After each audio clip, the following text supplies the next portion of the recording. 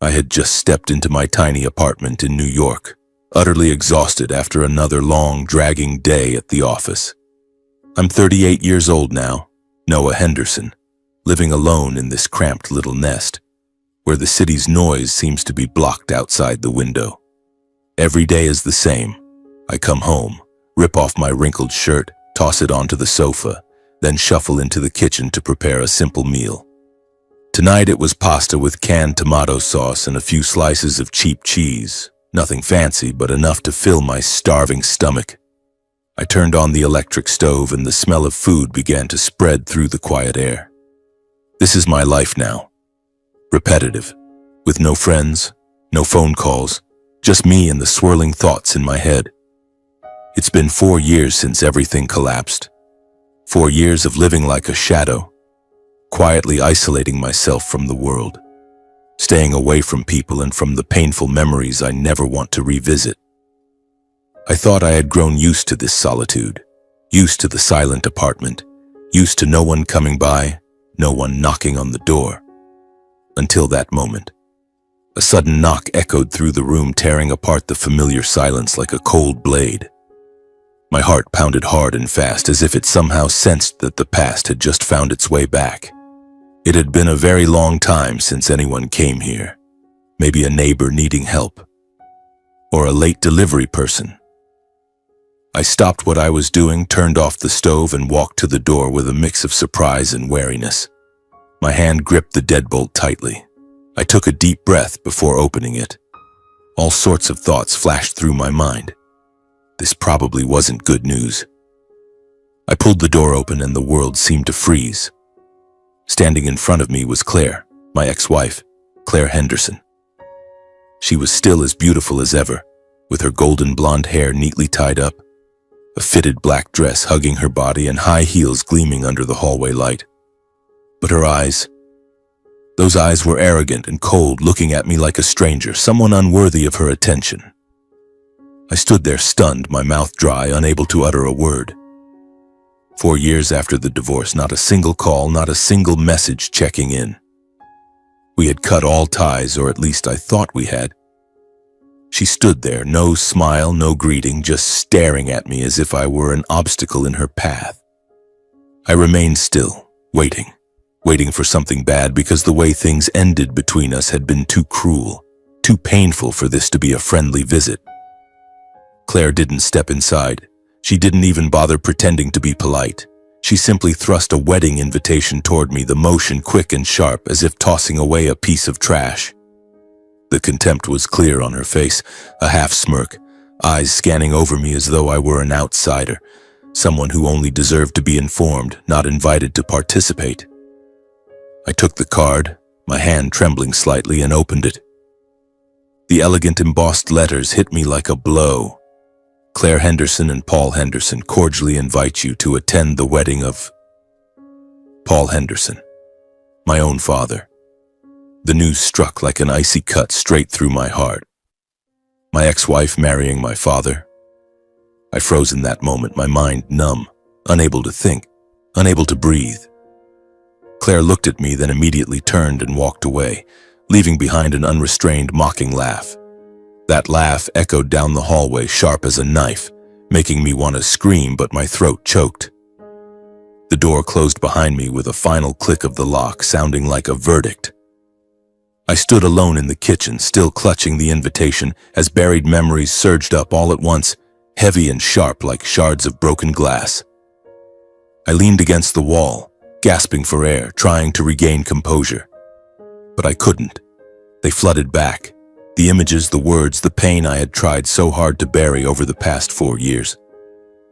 I collapsed into a chair, the invitation falling onto the table, and let the memories drag me back into the past. I remember our marriage with Claire clearly. We met in college, fell madly in love, and got married while we were both young and full of dreams. The early years seemed perfect. We had a small house in the suburbs of New York, evenings cuddling while watching movies, weekend getaways. I worked at a small legal firm handling civil cases, decent pay, enough to live on but nothing extravagant. Claire worked in finance, highly ambitious, always dreaming of a luxurious life. At first, everything was peaceful, but gradually it became a false peace. Signs of betrayal grew clearer. The distance in our conversations, mysterious late-night meetings she explained away as work, repeated lies. "I have a meeting tonight, so I'll be home late," she'd say, but I could smell unfamiliar perfume on her clothes. "I'm out with colleagues." Yet her phone buzzed constantly with hidden messages. I tried to ignore it, thinking it was just a rough patch. But then the moment of truth became a wound that never healed. It was a rainy evening. I came home earlier than planned and saw my father's car parked in front of the house. Paul Henderson, my father, a successful, powerful businessman with his own company and a social status I could never reach. I walked in, and there they were. Claire and him on the sofa, embracing as if no one else existed. Claire's lover was none other than my own father. The emotional pain turned into the complete collapse of our family. I stood there, tears streaming down my face, body shaking. "Why him?" I whispered, but they just looked at me calmly, as if I were the intruder. After that, arguments between Claire and me became constant. She belittled my legal work, calling it insignificant, lacking prestige and income to support her growing ambitions. "You're just a mediocre lawyer, Noah," she said, voice dripping with contempt. "That job brings no fame and it can't give me the life I want. You never truly understood what I needed." I tried to defend myself, tried to save the marriage, but it was useless. During those fights, Claire began comparing me to Paul. "Your father is different," she'd say, praising his success, power, and social standing. "He knows how to build an empire, how to command respect." Those words cut deep into my self-esteem. Her twisted admiration for my father, the man who should have been an insurmountable moral barrier, became a cruel weapon. I felt small, a failure, a loser in my own home. The divorce was swift. Claire left me without hesitation, packed her things, and moved in with Paul. She didn't even bother fighting over assets, probably because my father had promised her far greater things. As for me, I disappeared from all old relationships. I cut ties with friends and relatives, lived in seclusion without socializing. New York is huge, but to me it became narrow, filled with ghosts from the past. I moved into this apartment, buried myself in work, trying to forget. But how could I forget? Every night I lay awake, thinking about that betrayal, about how the family shattered because of greed and desire. Back in the present, I gripped the invitation tightly. The pain was no longer there. It had hardened over the 4 years. What was rising now was a cold, clear awareness. I looked at the card. The wedding date was clearly printed, only a few weeks away. Did they think they could treat me like an afterthought, send a notification, and then turn away laughing? I will show up at that wedding, not to offer congratulations, not to cause a scene, but to close this chapter in my own way. I set the invitation down on the table, turned off the stove light, and lay down on the bed. My heart was pounding, not from fear, but from a familiar thrill. This game isn't over yet, and this time, I'm the one who decides the ending. But sleep did not come easily. I lay there, eyes wide open, staring at the pitch-black ceiling, thoughts swirling in my head like an unrelenting storm. The next morning, I woke up with a heavy head, as if I had spent the entire night battling invisible ghosts. I dragged myself out of bed, brewed a strong black coffee, and sat down at the kitchen table. Breakfast was simple: toasted bread with butter and a few boiled eggs. I ate alone in the empty kitchen, but my mind was completely elsewhere. Every movement felt heavy and mechanical, fork in hand, bringing it to my mouth, chewing and swallowing without tasting anything. My eyes stared into empty space, but inside my head, old images flooded back, pulling me deep into the abyss of memory. The shock of that affair didn't just take away my marriage, it also took away my gentle mother, the only spiritual pillar left in my family. My mother, Eleanor Henderson, was a strong yet tender woman who had raised me single-handedly while my father was busy with his business. She was always there, listening, advising with her warm smile and comforting hugs. But when the truth about Paul and Claire came to light, everything changed. The memories pulled me back to that time like an old film being replayed. It was a drizzly afternoon in New York. I went to my mother's house after the final argument with Claire. I hadn't planned to tell her everything, but she looked into my eyes and knew immediately something was wrong. "Son, what happened?" she asked, her voice trembling. I sat down, tears streaming down my face, and told her everything. About Claire, about my father, about that disgusting betrayal. Her face went pale, her hands gripping the armrests tightly as if her heart were being crushed. "No. How could he do this?" she whispered, her voice breaking. It was a blow she was completely unprepared to endure. She had spent her whole life building the family, believing in Paul despite his frequent absences, and now everything collapsed in an instant. After that day, my mother declined rapidly. Her spirit broke. She spoke less, smiled less, and spent long nights sitting alone by the window, staring blankly at the bustling streets. The underlying heart condition she had kept hidden so as not to worry me worsened in a short time. She began coughing, feeling constant fatigue, and chest pains came more frequently. I took her to the doctor, who shook his head. "Mental stress is making the condition worse. She needs complete rest." But how could she rest? Every night she woke from nightmares, calling Paul's name in her sleep, then crying silently. I stayed by her side the whole time, reminding her to take her medicine, but it was no use. Repeated checkups couldn't save her. Her body grew weaker, her skin pallid, her eyes losing their familiar warmth. She became distant, as if her soul had left her body long before it gave in. I clearly remember those afternoons sitting by her hospital bed, holding her hand, telling old stories to make her smile. "Mom, do you remember when I was little you used to bake apple pie for me?" She gave a faint smile. "Of course I do, son. But now Mom is tired." And then one morning she didn't wake up. The doctor confirmed acute heart failure caused by prolonged stress. She passed peacefully, but for me it was a nightmare that would never end. The day I received the news of her death, half my life died with her. The phone rang in the middle of the night from the hospital. "Mr. Henderson, we're very sorry." I dropped the phone, collapsed onto the floor, an overwhelming emptiness and numbness enveloping every thought. The world around me blurred. The sound of traffic outside became distant, and my heart felt like it had stopped. My mother, the only family I had left, was gone. I drove to the hospital in pouring rain. The rain lashed hard against the windshield, while my tears blurred my vision so much that I had to pull over several times to breathe. Standing by her bed, looking at that peaceful yet cold face, everything inside me crumbled. I wanted to scream, to punch the walls, to do anything to make this pain disappear, but in the end I could only kneel down and clutch her hand tightly. "Mom, why did you leave me? Now that you're gone, how am I supposed to go on living?" I whispered, my voice breaking in my throat. In that moment I realized I was completely alone. No one left to share with, no one to lean on. The shock paralyzed me. I sat motionless beside her for hours until a hospital staff member gently placed a hand on my shoulder and led me out of the room.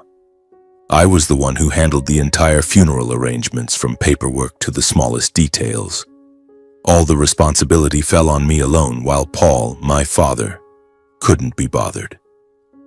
I called him, voice shaking. "Dad, Mom has passed away." He was silent for a moment, then said coldly, "I'm busy. You handle it." Not a word of condolence, not a gesture of grief. He didn't even ask about her, the wife who had devoted her whole life to him. I gritted my teeth, swallowed my tears, and started organizing. Choosing the casket, contacting relatives, selecting flowers, choosing music, everything. I ran back and forth between the funeral home and Mom's house, paperwork piling up, phone ringing constantly. Those nights I couldn't sleep properly, dreaming that Mom came back smiling at me, then vanishing. In the morning I threw myself into the tasks again, trying to stay calm so I wouldn't collapse.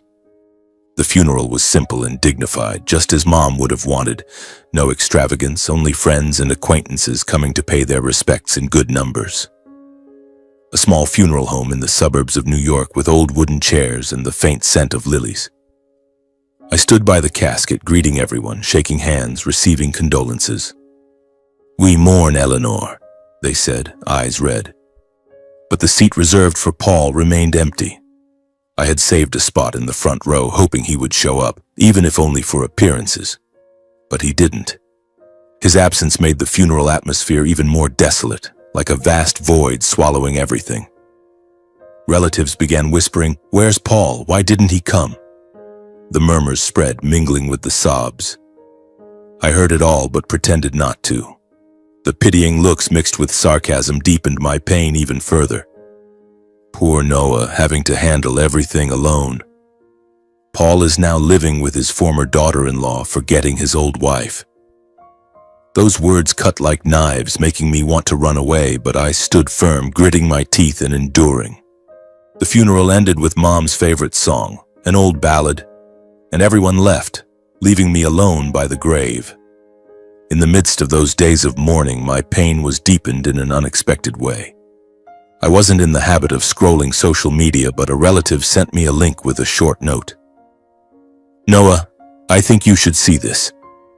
I clicked on it almost reflexively, and in that instant my heart stopped.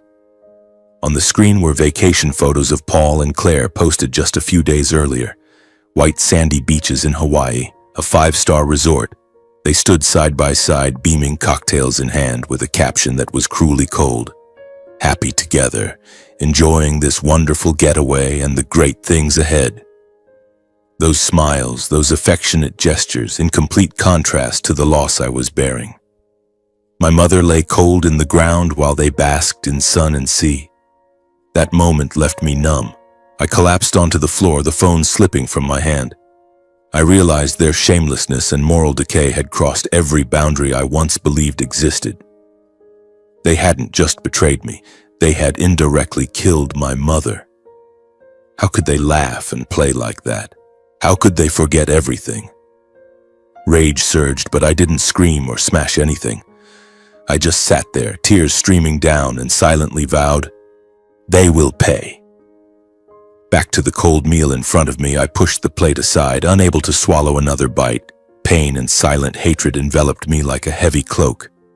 I was fully aware that my mother's death was tied to the betrayal of those two people, Paul and Claire. It was a memory I would never forget and never forgive. Every day that passed, I lived with it, nurtured it, not to destroy myself, but to remind myself to stay strong. The upcoming wedding would be the opportunity, not for blind revenge, but to confront them, to prove that I am not the failure they think I am. I stood up, cleared the kitchen table, and looked out the window. New York City was still bustling, but inside me a storm was forming. Thrilling, dramatic, and unpredictable. I would wait for that day to come, and when it did, everything would change. The days that followed passed like a prolonged nightmare. I returned to my work at the legal office, handling files, attending meetings, but my mind was always wandering. Every morning when I woke up, I saw the wedding invitation still lying on the table, and the anger surged anew. I didn't call anyone, didn't share with old friends. They had long since disappeared from my life. Instead, I spent my time thinking and planning, not a plan to destroy, but a plan to survive, to prove something. I exercised more, running along the Hudson River in the evenings, making my body stronger and my mind clearer. Each step was a reminder. They had taken so much from me, but they couldn't take my will. Finally, the day arrived, the wedding day of Paul and Claire. I woke up early, showered thoroughly, and chose the simplest clothes from my closet, a white shirt, black trousers, and an old pair of leather shoes. No flashy suit, no tie, nothing ostentatious. I went alone. No need for anyone beside me to prove my worth. I took a taxi to the hotel, my heart pounding in my chest. The car sped through the crowded streets of Manhattan, past skyscrapers glittering under the spring sun, and I wondered, what am I doing? But then my mother's image appeared in my mind, her warm smile, and the pain of that loss pushed me forward. I wouldn't back down. I arrived on time, stepped into the main lobby with a calm expression, and quietly blended into this unfamiliar space.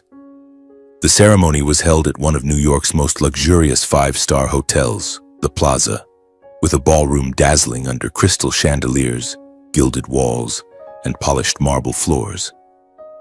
The air was filled with the scent of fresh roses and premium champagne. The guests were mostly from high society, businessmen in expensive tuxedos, politicians with polished fake smiles, and prominent figures, from bank executives to television stars. They laughed and chatted lively, raising glasses and toasts, as if this were the event of the year. A live orchestra played melodious violin music, and at the center of the hall was a banquet table laden with exquisite dishes: grilled lobster, black caviar, and towering wedding cakes. I looked around feeling like I had stepped into another world, the world Claire had always craved, the world my father had built with money and connections. But to me it was all just a facade, a stage for them to perform their charade of happiness. I chose to stand in a shadowed corner near the window overlooking Central Park, observing everything from a distance. No attempt to draw attention, no pushing into the crowd. I simply watched silently as the two people who had destroyed my life got married. Paul in his shiny black suit, his silver hair adding to his authoritative aura, and Claire in her pure white wedding gown sparkling with diamonds, looking like a queen. They stood hand in hand, beaming, receiving congratulations from the guests. I swallowed hard, trying to keep my breathing steady. My heart pounded, a light sweat beading on my forehead despite the cool air.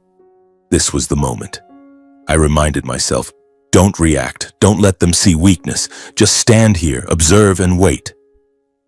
Despite trying to keep my distance, my presence was quickly noticed. First by a relative, then by a family friend. Curious glances began turning toward me, followed by unkind whispers. Isn't that Noah? Paul's son? Why is he here after everything? The murmurs spread like ripples on water, making me feel as if I were being examined under a magnifying glass. Some looked at me with pity, others with stifled giggles as if I were a joke. I stood straight, staring ahead, trying to ignore it. But inside, the anger began to boil. They thought I was the loser, a ghost from the past. But I was here to prove the opposite. Then they approached, Paul and Claire arm in arm, walking confidently through the ballroom straight toward me. Their faces were full of arrogance, as if they were the absolute victors in a game I had lost long ago. Claire smiled, but it was a smile sharp as a knife. Paul looked me up and down with his familiar contemptuous gaze. They stopped in front of me, and the air around us suddenly fell silent. Nearby guests stopped talking and turned to watch, as if waiting for an entertaining drama. "Oh, Noah, you came after all." Paul spoke first, his voice louder than necessary, deliberately projecting to draw attention. "I didn't think you'd show up. After everything, you still have some courage, huh?" He laughed, but it was laced with sarcasm. Claire chimed in, her voice artificially sweet. "That's right, darling. Noah, did you come to wish us well? Or just to remind us of old failures?"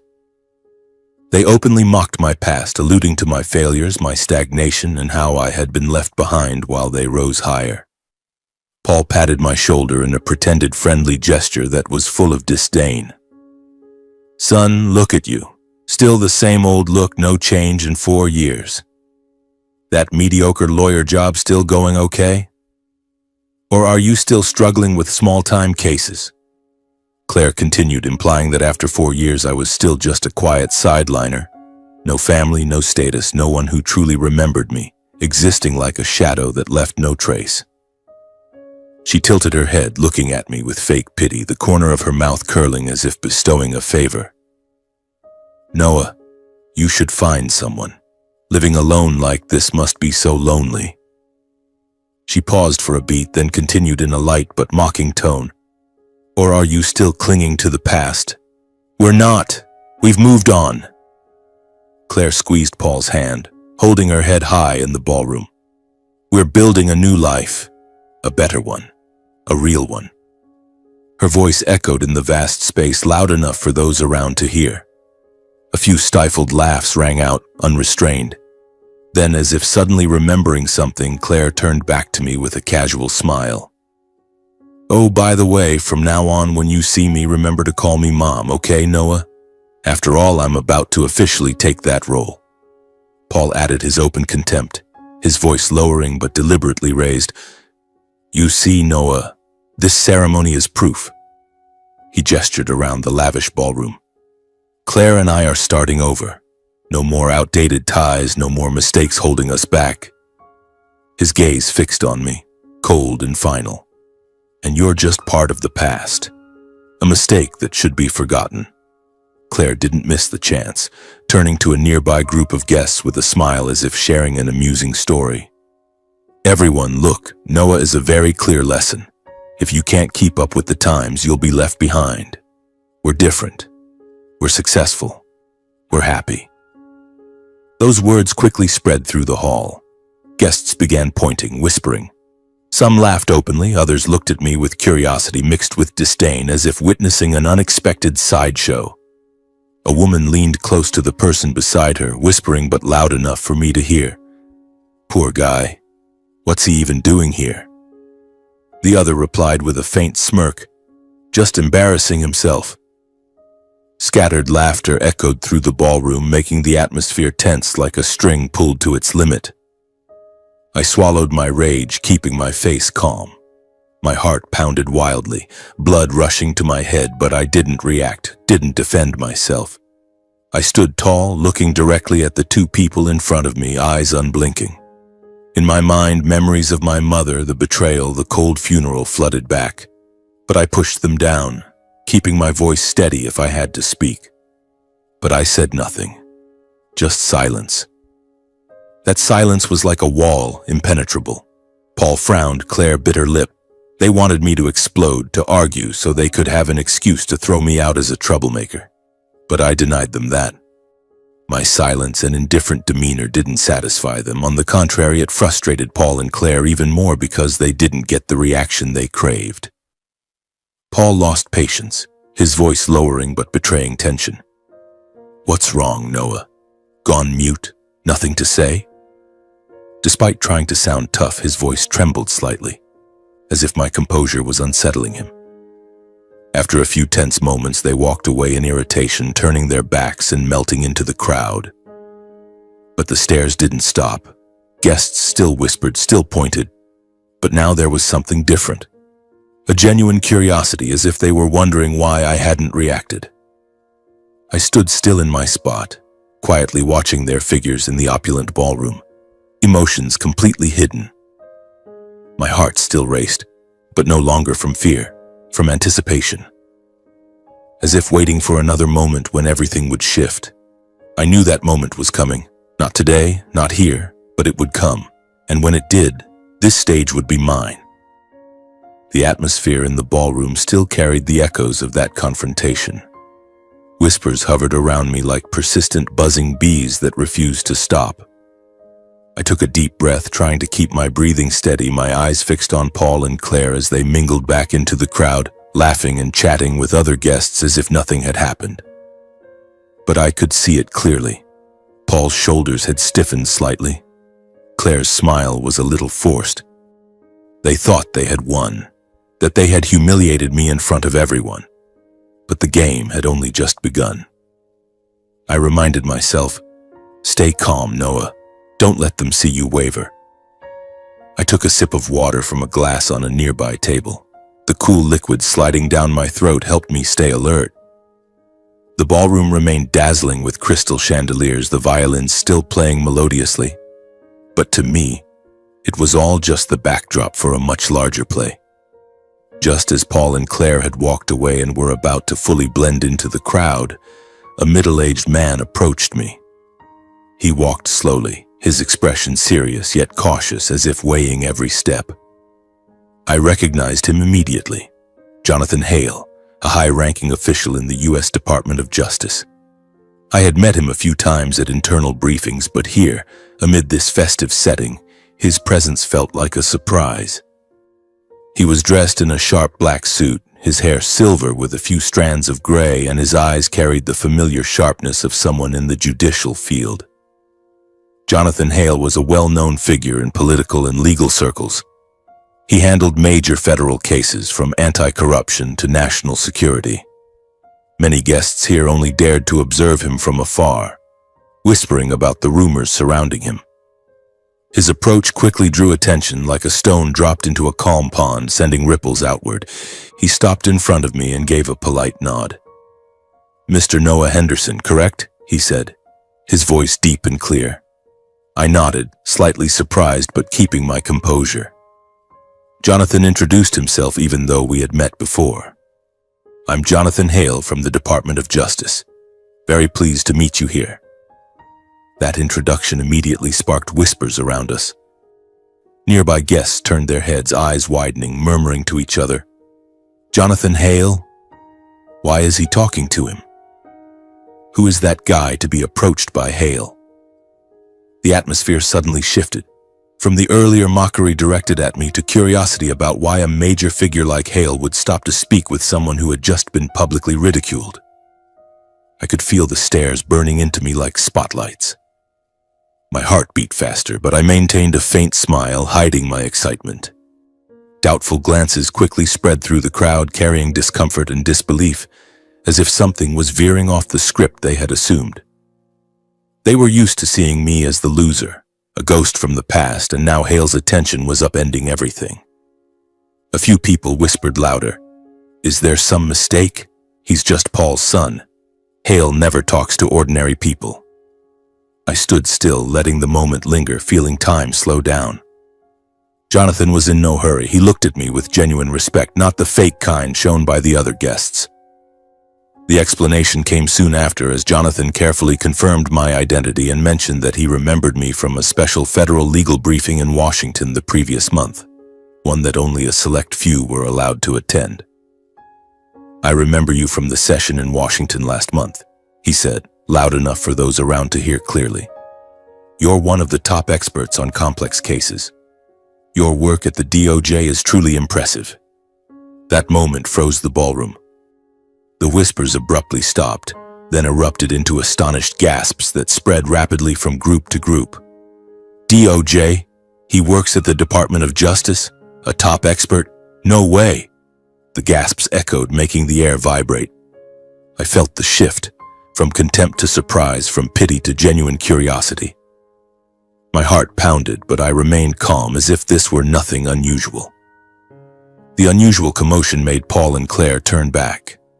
They had been laughing with a group of businessmen, but the gasps pulled them back to reality. Their faces quickly changed. Paul went pale. Claire bit her lip. Her eyes panicked as she realized the center of attention was no longer them, but me. They stood frozen in the crowd, like two forgotten statues. I could clearly see the confusion on Paul's face. He frowned, trying to understand what was happening. Claire stared at me in shock, as if she had just been slapped. They thought they controlled everything, but now the stage was shifting. I maintained my composure, not rushing, only nodding in confirmation after a long enough pause, as if being recognized or not didn't concern me at all. "Yes, that's right, Mr. Hale. You haven't mistaken me," I said evenly. "Pleasure to see you again." I didn't boast, didn't explain, just simply confirmed. That calmness astonished the crowd even more. Immediately, Jonathan smiled more openly and engaged in friendly conversation with me, showing absolute respect, the kind he hadn't extended to anyone else in the ballroom. "You're doing excellent work on the recent case," he said, his voice low but audible. "Your analyses have helped us advance significantly. If you have time, we should discuss further." We talked for a few minutes about work, without revealing details, but enough for everyone around to understand that I was no ordinary person. The crowd now gradually realized that the man they had just mocked was far from insignificant, and their earlier contempt was backfiring bitterly. The whispers changed direction. "He works at the DOJ? Why didn't Paul mention it? They made a mistake humiliating him." I felt the change, looks now filled with admiration instead of disdain. Paul and Claire visibly showed confusion and loss of control. Their eyes panicked as they realized their status in the ballroom was shaking while I had unexpectedly become the center. Paul tried to smile, but it was crooked. Claire gripped Paul's hand tightly, her face flushed with anger and embarrassment. Some guests appeared annoyed, feeling that Paul and Claire had ruined a chance to connect with an important figure, shifting the atmosphere from curiosity to discomfort. I overheard snippets. "Paul, you really were foolish, humiliating your own son in front of everyone. Now look, we've lost the chance to talk to Mr. Hale." Those words made Paul and Claire even more flustered. Many others quickly approached me, initiating greetings and trying to strike up conversations, turning the wedding into a place where I inadvertently became the focal point. "Mr. Henderson, it's an honor to meet you," a businessman said, shaking my hand. "I had no idea you worked at the DOJ. Could we exchange business cards?" I responded politely but kept my distance. This wasn't the time to make friends. Amid the chaos, I looked toward the two people standing frozen in the ballroom and gave a slight smile. That smile was for them, not mocking but a reminder that the game had changed. Paul avoided my gaze. Claire stared back with hatred. I knew this moment was the turning point. Then, citing urgent work, I left amid the respectful silence and heavy atmosphere behind me. "Thank you, Mr. Hale, for taking the time to speak with me," I said, shaking his hand. "I have an urgent matter. I must leave now." I walked out of the ballroom, feeling the eyes following me, and when the hotel doors closed behind me, I exhaled in relief. My heart was still racing, but now from satisfaction. They had revealed their true selves, arrogant people now trembling. And I had revealed mine, not a failure, but the one holding the keys. The game continues, and this time I'm in the lead. On the taxi ride home, the New York night wind whipped through the slightly open window, carrying the smell of exhaust fumes and blaring horns. I leaned my head back against the seat, eyes closed, but the images from the evening kept swirling in my mind. Claire's forced smile, Paul's pale face when Jonathan Hale spoke to me. They thought they controlled everything, but in a single moment their world had begun to waver. I smiled to myself. The driver glanced at me in the rearview mirror. "Good news today, sir? You look happy." I nodded but didn't reply. "Good news?" Not exactly. It was a cold satisfaction, like knowing a secret your enemy is oblivious to. Back at the apartment, I took off my clothes, brewed a strong black coffee, and sat by the window overlooking the street. Tonight, sleep would be hard to come by, but that was fine. I had waited 4 years for this moment, and now the wheels of justice were starting to turn. After the wedding, my life gradually returned to its old rhythm. Work at the Department of Justice pulled me into long days of processing files, as if everything that had just happened was merely a cut carefully hidden away. I woke up at 6 in the morning, jogged along the Hudson River to shake off fatigue, then headed to the office, a modern glass building in Lower Manhattan where major cases were handled in silence. Colleagues greeted me as usual. "Hey Noah, any new cases today?" I gave a faint smile, shook my head, and buried myself in paperwork. No one knew about the wedding. No one knew about Paul and Claire. I kept it secret, like an ace hidden up my sleeve. Calls from wedding guests, businessmen wanting to connect, I turned them all down. "Thank you, but I'm busy right now," I'd say, then hang up. Life was simple: work, meals alone, and nights reflecting on the past. But now that past no longer weighed me down. It had become fuel, a smoldering fire waiting to flare up. One day, everything changed. It was a drizzly afternoon. The office was filled with the smell of coffee and the clatter of keyboards. I was receiving and reviewing pre-investigation files transferred to my section. Cases involving unusual financial activities, often signs of corruption or money laundering. I flipped through the new dossier, my eyes scanning numbers, charts, and company names.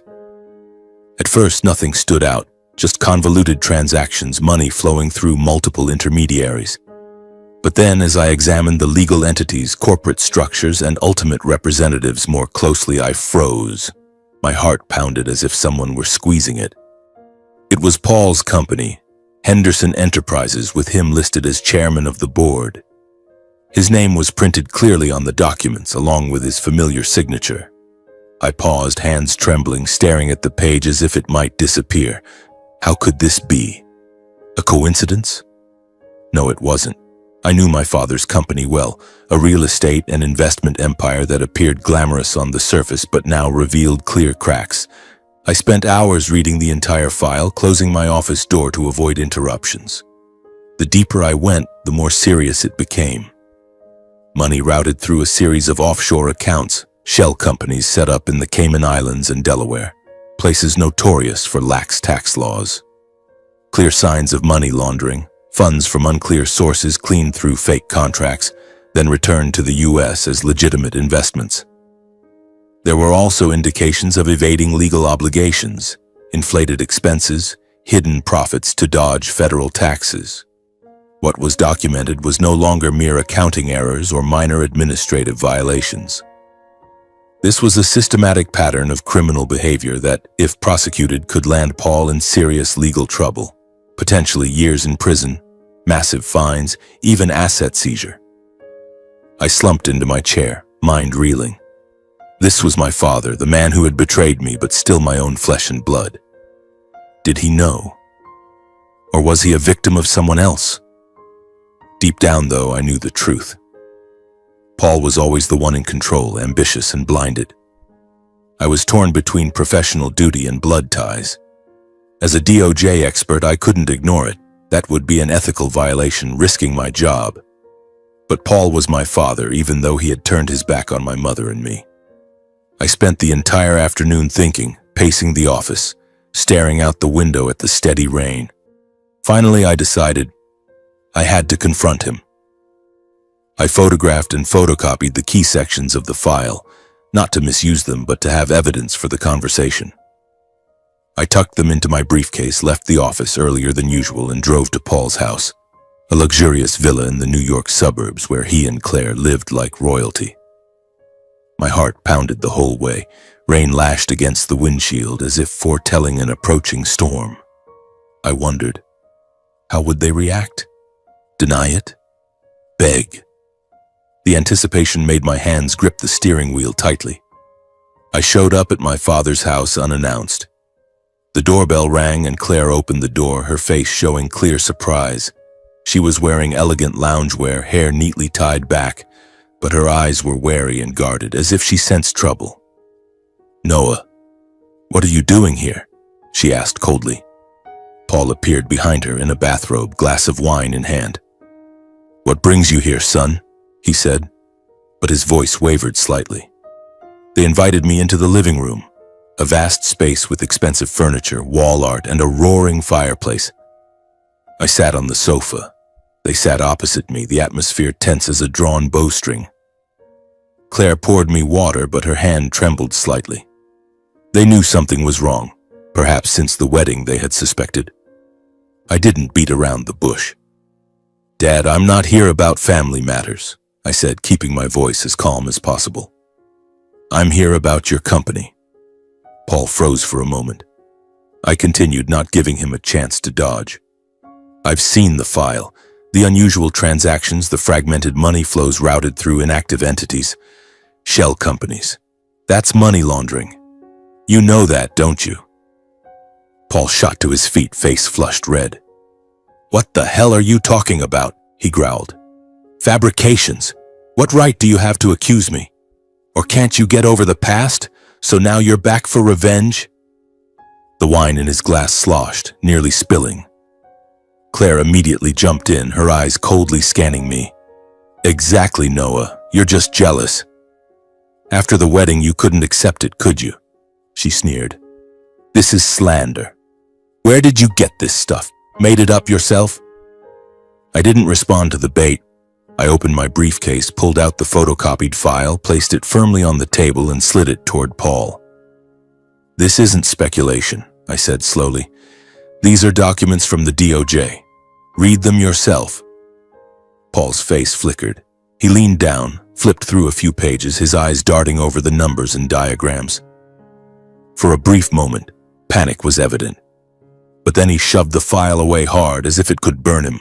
He shouted, "It's all fake. You abused your position to fabricate evidence and frame me." His voice cracked.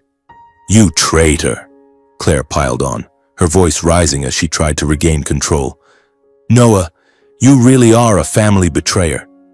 She pointed straight at me. "You're using justice as a shield to destroy us.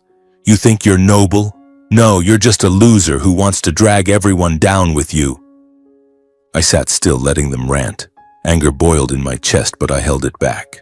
The more I watched, the clearer it became. There wasn't a trace of remorse here. No admission, just denial, blame, and attack. Paul repeated it like a mantra to reassure himself. "I didn't do anything wrong. This is a conspiracy. It's all a conspiracy." Claire switched to fake sobbing, voice choked. "You're destroying this family, Noah. Do you even know what you're doing?" Watching them, a cold realization hit me. This was no longer a confrontation. It was a performance they had rehearsed for so long that they believed it themselves. And in that performance, truth had no place. Finally, I stood up and gathered the files. "I warned you, but you insist on denying it. Now I'll let justice take its course."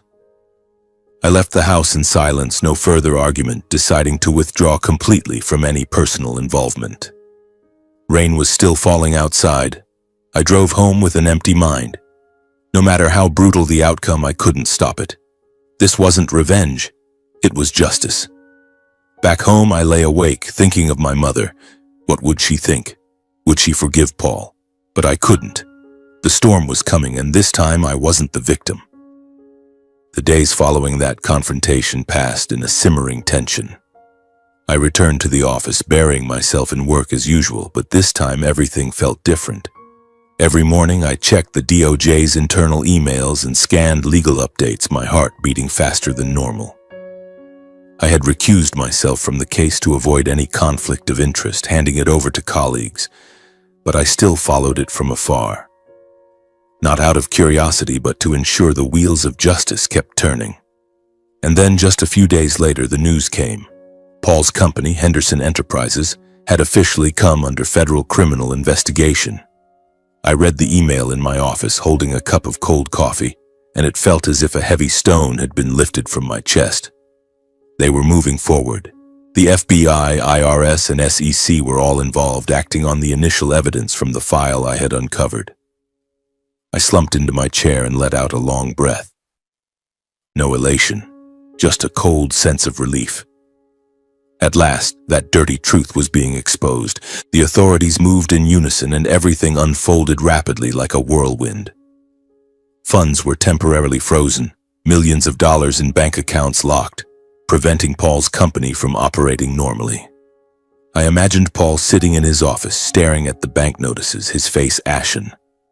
Accounting records were seized.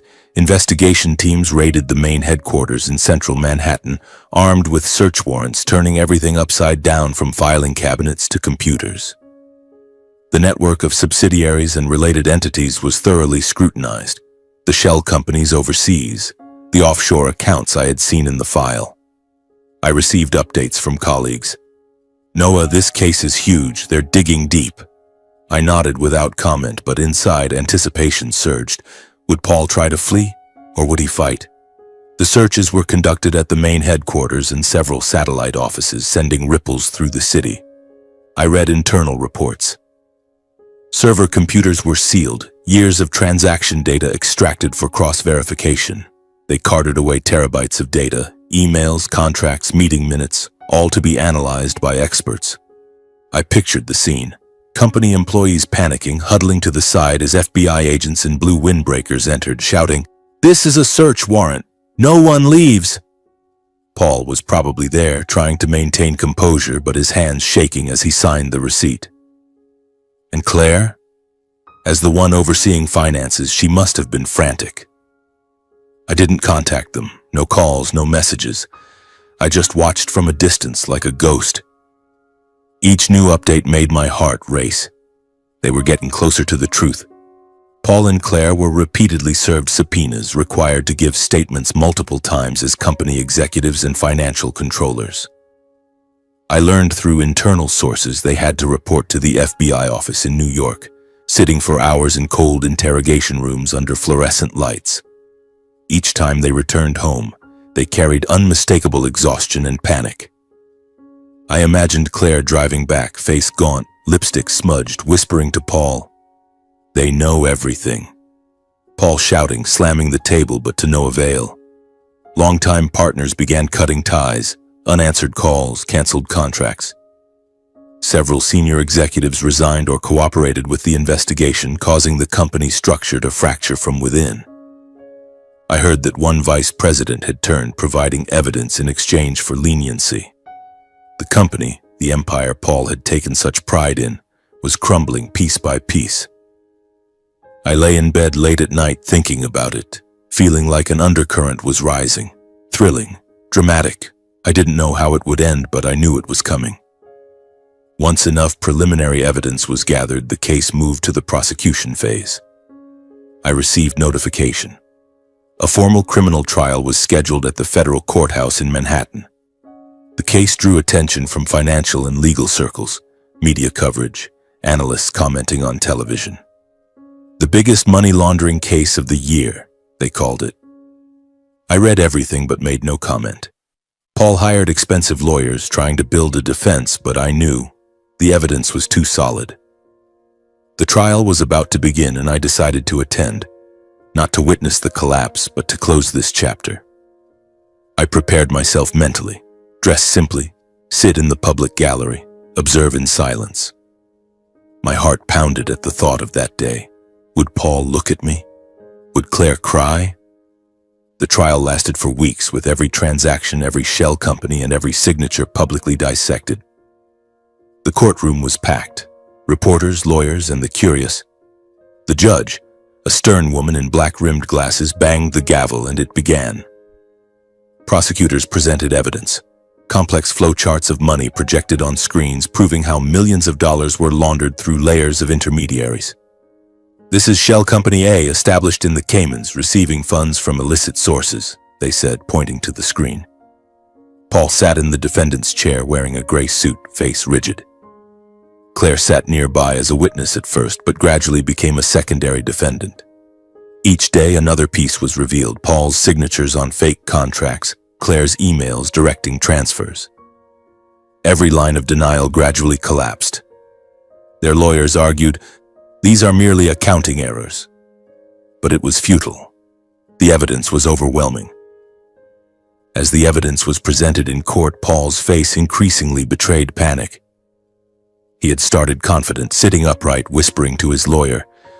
But when the prosecutor displayed his email, "Transfer it immediately, no questions," he bowed his head, hands gripping the rail tightly.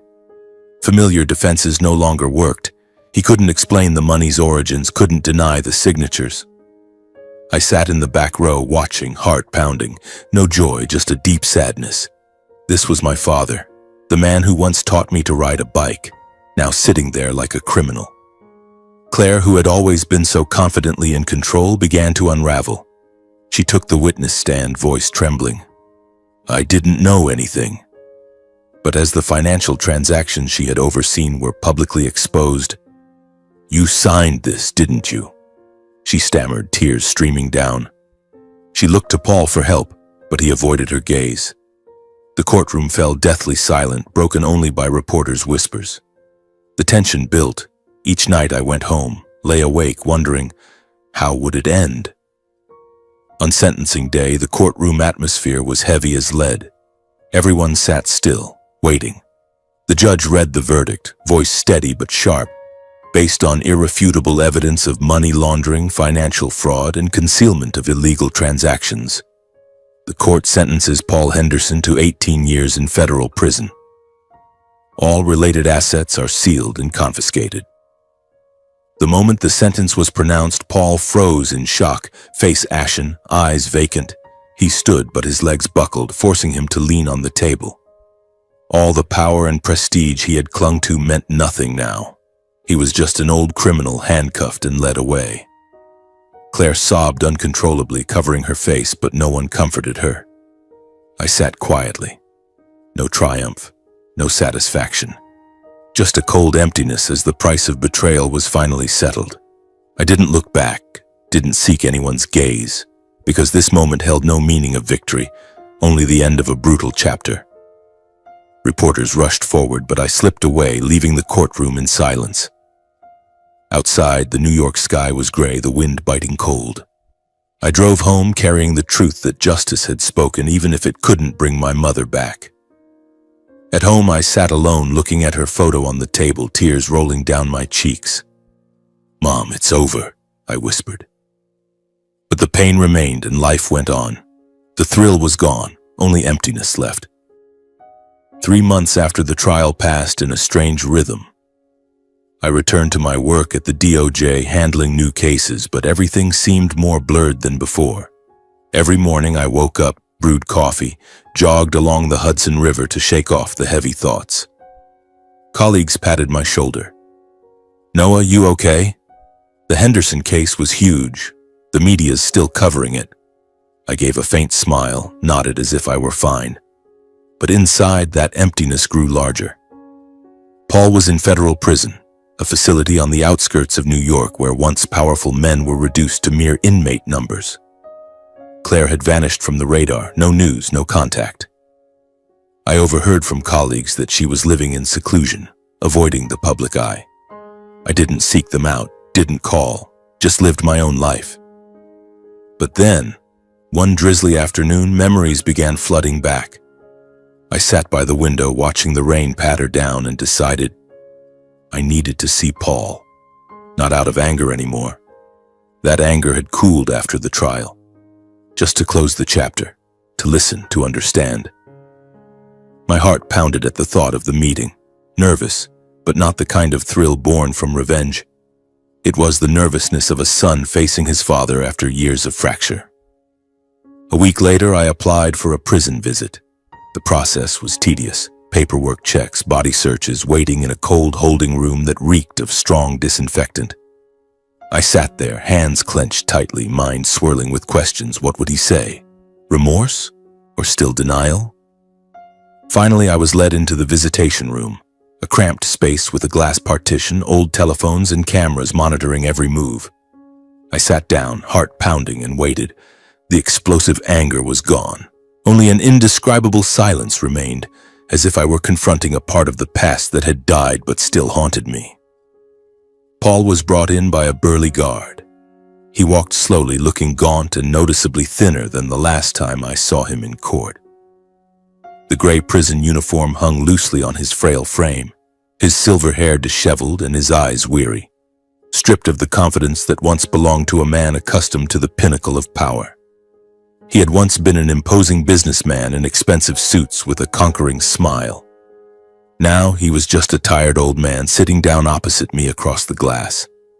He picked up the receiver, voice hoarse. "So you finally came to see me?" I nodded, saying nothing at first, just looking at him. In that moment, the air was heavy as lead. Noise from other visitation booths echoed faintly. But between us, only silence.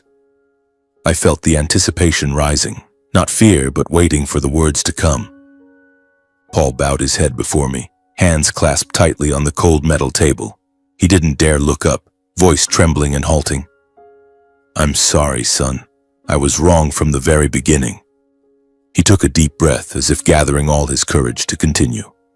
"I single-handedly brought our family to this end. I betrayed your mother, I betrayed you, and I thought I could live with it." Those words landed heavily, no longer sharp as before, only leaving a lingering, dull ache. Paul looked up at me, eyes red-rimmed. "I regret it, but it's too late now. I chased ambition, the feeling of controlling everything. I thought I was strong, smart, that I could manipulate people and money alike." A bitter smile flickered.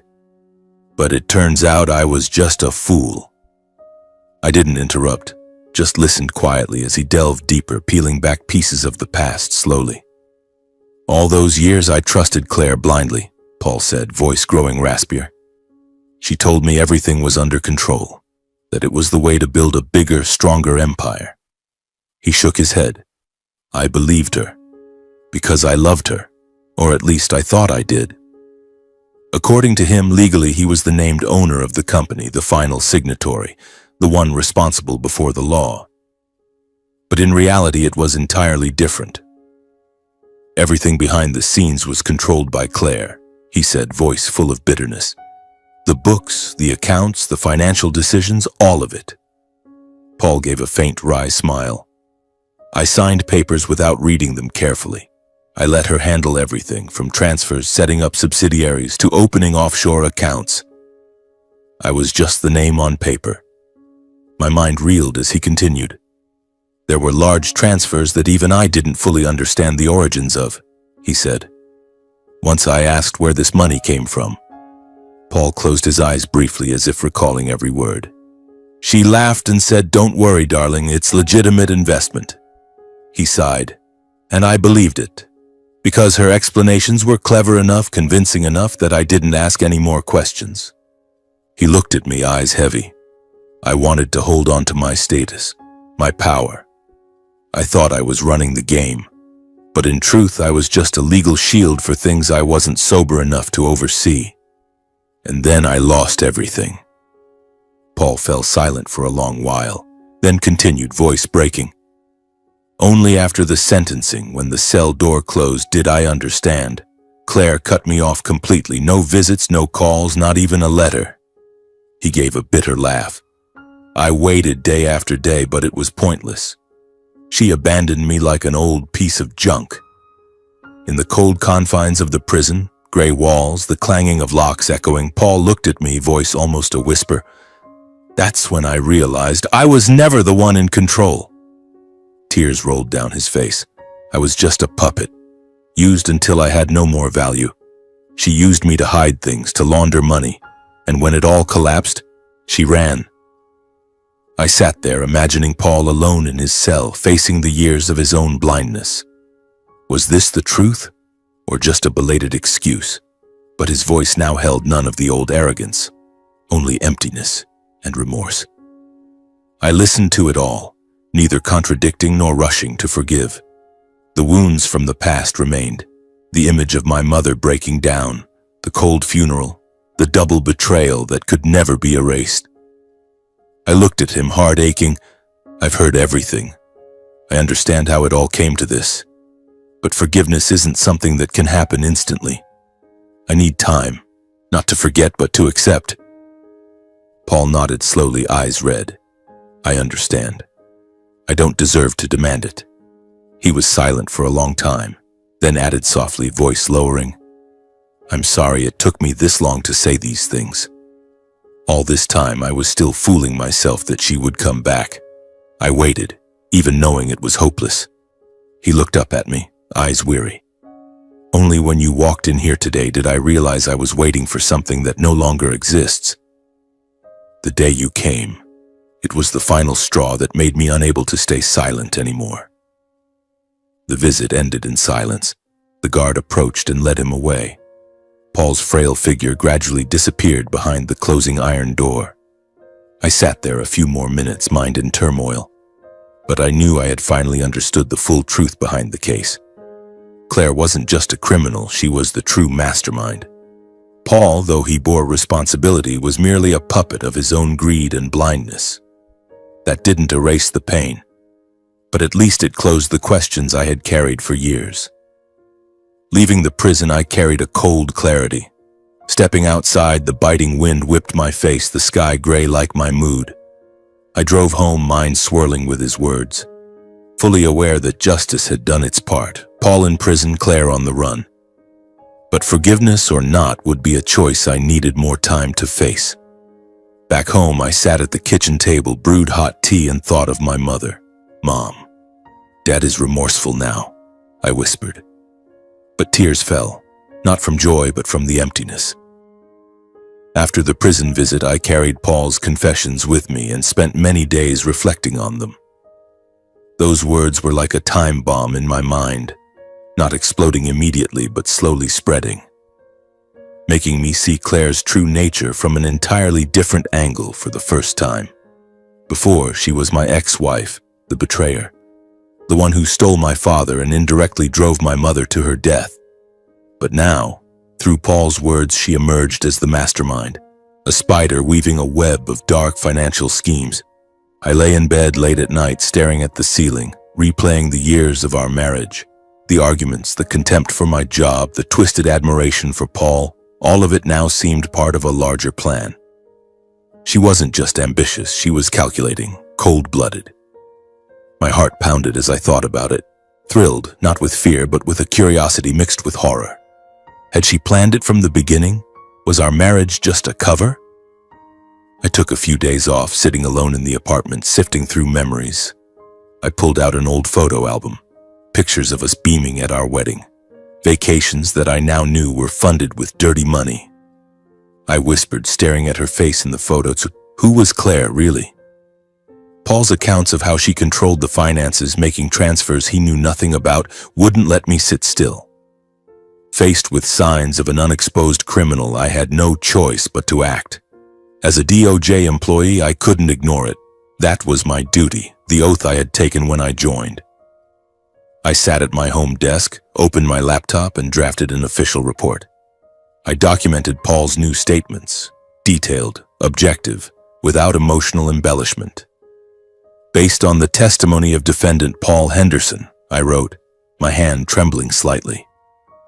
I recommended expanding the scope of the investigation through proper channels, forwarding everything to an independent unit with no conflict of interest. I was Paul's son, Claire's ex-husband. I couldn't participate directly. I sent the report via internal email, then shut down the computer and sighed. The wheels were turning again, this time aimed at Claire. The investigation proceeded quietly, without fanfare or announcements. I followed it from afar through colleagues. Brief updates, no details to avoid leaks. Financial transactions were traced backward, layer by layer, from my father's company to familiar entities bearing Claire's family name. The first news came after a few weeks. Noah, the case has expanded. There are links to Claire's family. My heart pounded. Anticipation surged, like knowing a secret was about to be revealed. They dug deep into the books, tracking money flows from Henderson Enterprises to companies bearing Claire's surname. Names I had vaguely heard during our marriage, like those of her parents' businesses. Everything happened silently. FBI agents working at night, analyzing data, not a word in the press. I lay awake, imagining them at their screens, connecting the dots. The truths emerged gradually, like peeling layers of an onion. Shell companies were set up across multiple states and countries, Delaware, Nevada, even the Cayman Islands and Panama, existing only on paper but constantly receiving and transferring large sums. I read a summary report from a colleague. Millions of dollars flowing through with no clear origin.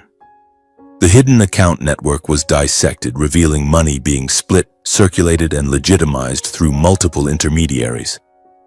It was a classic cross-border money laundering model. Dirty money from dark sources cleaned through chains of fake transactions, then returned as legitimate investments. I slumped in my chair thinking about it. Claire, the woman who had once slept beside me, whispered words of love, now appeared as a professional criminal. Thrilled and horrified, had she intended to deceive me from the start?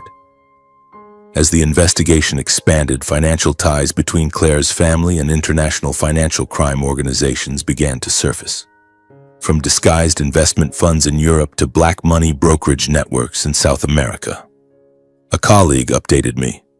Links to financial cartels, laundering from drugs, smuggling. The scale quickly outgrew a single family, dragging in other individuals and organizations. Agencies had to coordinate across departments, FBI, DEA, Interpol, and extend the probe internationally. I got a call from my superior. Noah, this is big. We're tracking Claire. My heart raced. Anticipation peaked, like waiting for a bomb to go off. I knew she couldn't hide forever.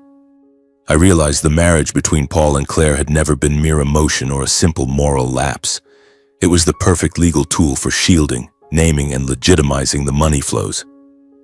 I sat alone in the kitchen, holding a cup of cold tea, and everything clicked into place. We met in college. Was that orchestrated? Marrying me, the son of a businessman, then moving to Paul when I became useless. Paul was just the outer shell. He signed the papers, but Claire and her family were the core operators. Her parents, people I had met a few times, polite but distant, now revealed as the masterminds. Each piece fit together like a complete dark picture. I gasped for breath, sweat beading, thrilled not from fear but from realizing I had lived beside a stranger. As everything came into focus, I understood that my ex-wife's family had no escape left. The scale and nature of the case had far exceeded any possibility of cover-up or negotiation. No lawyer could save them, no connection could intervene. I quietly closed the files in front of me, the copies I kept privately, fully aware that once the machinery of justice was fully engaged, their collapse was only a matter of time. No one could step in to salvage it. I turned off the light, lay down in bed, but sleep wouldn't come. Anticipation surged. I imagined the arrest, Claire in handcuffs, her arrogant face crumbling. But mixed with it was sadness. For my mother, for the shattered family. The game was ending, but at what cost? The weeks that followed passed in a strange state of suspension. My work at the DOJ continued to pull me in, with new cases and endless meetings, but my mind kept drifting back to Claire's case.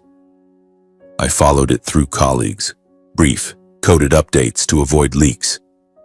The investigation is progressing well, Noah. They're compiling evidence. I nodded without asking more, but every evening when I got home, I sat at the kitchen table staring out at New York City's neon lights flickering and wondered, when will the storm finally hit? That anticipation ran like an undercurrent of electricity beneath my skin, not fear, but waiting, like knowing a massive secret is about to explode. I ran more to burn off the tension, but every stride made me picture Claire fleeing. Hurried luggage, panicked eyes. She had once been my wife, shared my bed, laughed with me. Now she was the mastermind behind a criminal network. A mingled sadness washed over me. For my mother, for the years of deception, for the part of my life that had been lied to. Then the moment arrived. Once all the evidence had been compiled and legally validated, a coordinated federal arrest operation was approved. I got the news from a colleague early one morning while brewing coffee. They're moving in, Noah, a full-scale sweep. My heart pounded, the coffee cup nearly slipped from my hand. The operation targeted the network run by Claire and her family. Not a single arrest, but a synchronized raid involving the FBI, DEA, and international agencies. I slumped into a chair, breathing heavily, anticipation at its peak. They had been tracking her for weeks, knowing her schedule, her secret calls with her parents. Claire was hiding in a villa near the Mexican border, trying to liquidate assets through final offshore accounts. I imagined the scene. Agents in black jackets, sidearms ready, surrounding the house under cover of night. The thrill made my hands shake. Was there resistance? Casualties? The arrests happened almost simultaneously at multiple locations. I read the internal report afterward. Claire and her parents were subdued while attempting to dissipate assets and prepare to flee the country. In New York, a SWAT team stormed the family's secret office, a high-rise disguised as a financial consulting firm. Her father, Richard, a middle-aged man with silver hair and a cold demeanor, was handcuffed at his desk amid piles of papers and computers frantically deleting data. Her mother, Evelyn, was arrested at JFK Airport, luggage stuffed with cash and fake documents. And Claire, she was captured at the border in a sleek black SUV trying to speed through a checkpoint. I pictured it. Sirens blaring, blinding headlights, agents shouting to stop before blocking the vehicle. She pulled over, stepped out with hands raised, face pale under the lights. Dozens of accounts were frozen instantly.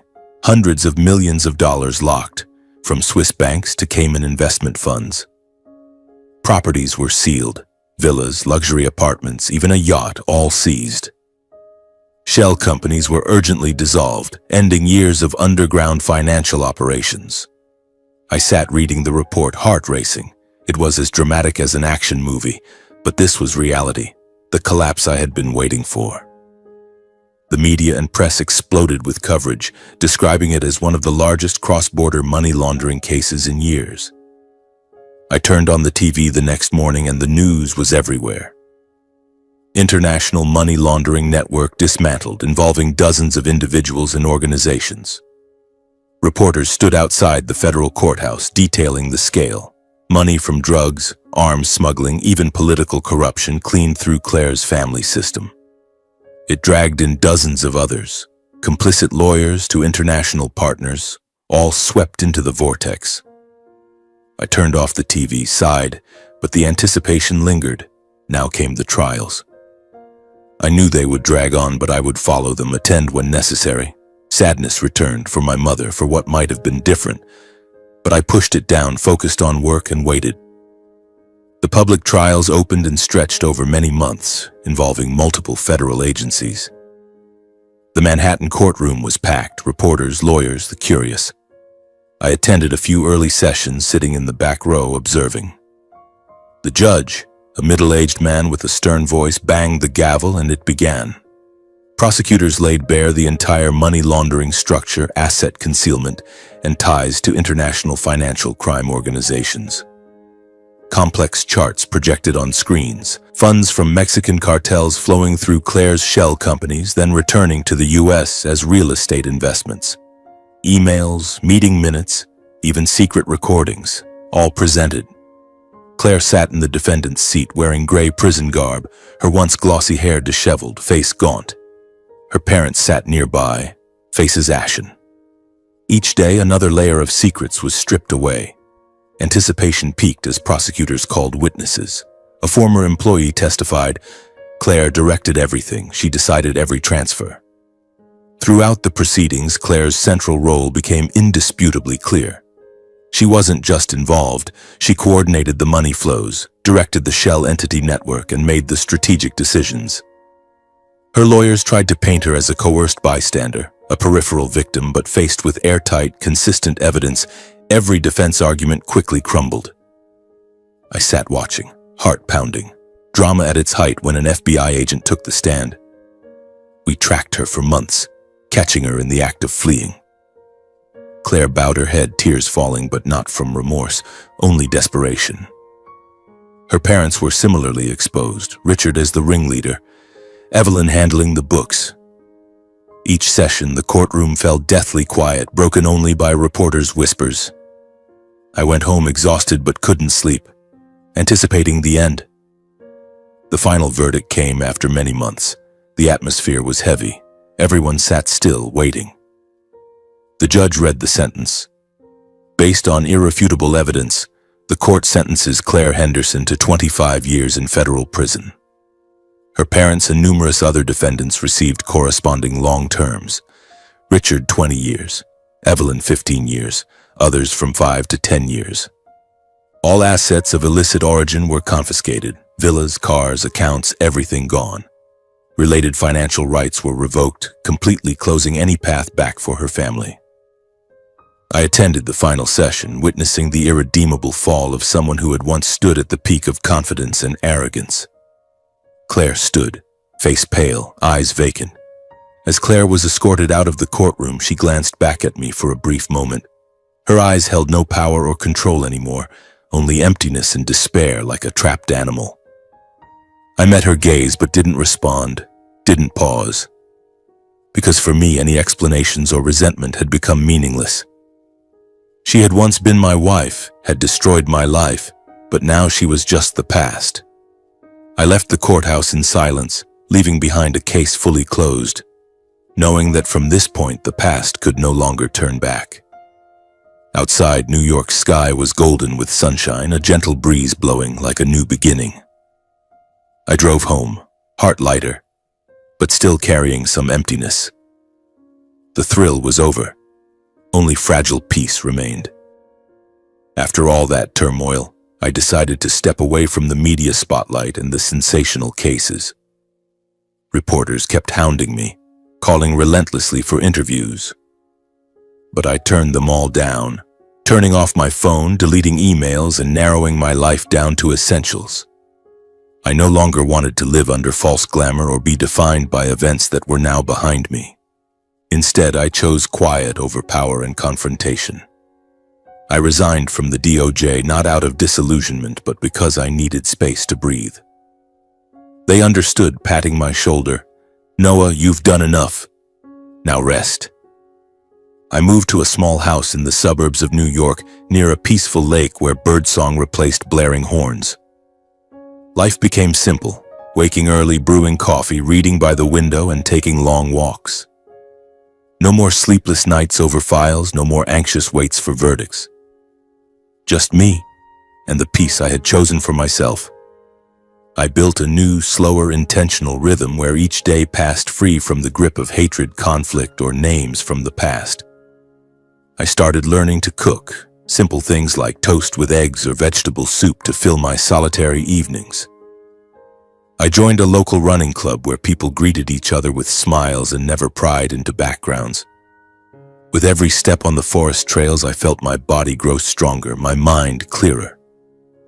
Names like Paul and Claire still lingered somewhere, but they had lost their power. They were distant ghosts now, unable to reach me.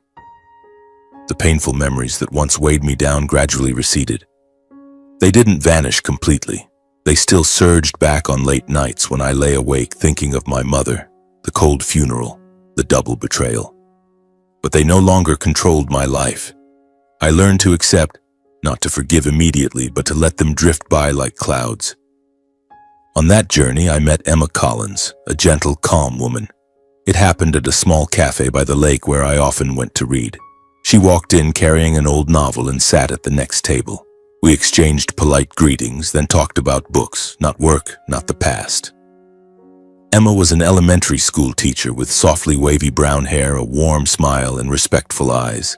She wasn't curious about my history, didn't ask about the cases in the news, wasn't drawn to past power or status. Emma valued the man I was now, listening when I spoke about my runs, understanding my silences, and bringing back the sense of safety I had lost long ago. She didn't try to fix me. She simply stayed, sharing ordinary moments. Walks by the lake, cooking dinner together, lying under the stars. Our love grew naturally, quietly, without need for proof. It wasn't the storm it had been with Claire. No grand promises, no drama, just small gestures. Emma holding my hand on walks, me making soup for her when she was tired. We talked about the future, not grand plans but simple dreams, a little house, a garden, perhaps children. That love matured enough for marriage in a simple, lasting way. The wedding took place in a small park with only close friends and family. No five-star hotel, no elite guests, just us exchanging rings under an ancient tree and simple vows. I will be by your side not only on easy days but when life grows quiet and hard. When everything is abundant or when we have nothing but each other, I will still choose to hold your hand and keep going. I looked at Emma in her simple white dress and my heart pounded, not with fearful anticipation but with the thrill of happiness. A new life was beginning, and this time it was real. I didn't seek forgiveness from those who had hurt me, nor did I cling to resentment. For me, letting go was the only way to truly move forward. I didn't write to Paul in prison, didn't seek Claire for confrontation. They were the past. Paul with his belated remorse, Claire paying with her freedom. I chose not to think about them anymore, not to let hatred gnaw at me. Emma once said when I told her about my mother, "Letting go isn't forgetting, it's allowing yourself to live." And I did, pouring all my care into our little family. Once we visited my mother's grave together, standing quietly before the old stone where all loss and beginnings converged. It was an autumn afternoon. Golden leaves drifted down. A cool breeze swept through the cemetery. Emma held my hand, standing silently beside me, asking nothing. I looked at the gravestone engraved with her name, Eleanor Henderson. Memories flooded back. Her smiles, her tears, her passing from the shock of betrayal. I whispered, "Mom, I've found my own happiness now." Emma placed a bouquet of white flowers down, and we stood there listening to the wind. Looking back on the journey, I understood that not everyone who hurts you will recognize they're wrong. Paul regretted it, but too late. Claire perhaps never would. but justice and time always find a way to place everything where it belongs. Paul in prison, Claire stripped of freedom, and me truly free. I realized the greatest lesson wasn't in revenge or winning, but in having the courage to leave toxic relationships to protect yourself. I had once tried to save my marriage to Claire, tried to confront Paul, but it was futile. Walking away was the right choice, painful but necessary. From everything I had been through, I drew advice for myself and for anyone trapped in toxic relationships. Don't try to save people who don't want to change. They will drag you down, as Claire dragged Paul, as they dragged my mother. Have the courage to leave before it's too late, because peace isn't something granted. It's something you must choose for yourself. I repeated those words in my mind every day like a mantra. With Emma, I lived by them, cherishing without control, without deception. Life now was small moments. Lily giggling as I chased her, Emma whispering, "Good night, my love," before sleep. Anticipation remained, for life's surprises, but no longer dark. As the sunset fell over the cemetery, I stood beside Emma before my mother's grave, placed the white bouquet on the cold stone, then took her hand and walked away slowly. Behind us, the rows of headstones faded in the dying light. Ahead was a long, quiet road where the past no longer had the strength to hold me back. We walked on, hand in hand, the wind carrying the scent of autumn leaves. Emma asked if I was okay, voice gentle. I smiled. I'm better than ever. And the story closed in the peace I had chosen for myself.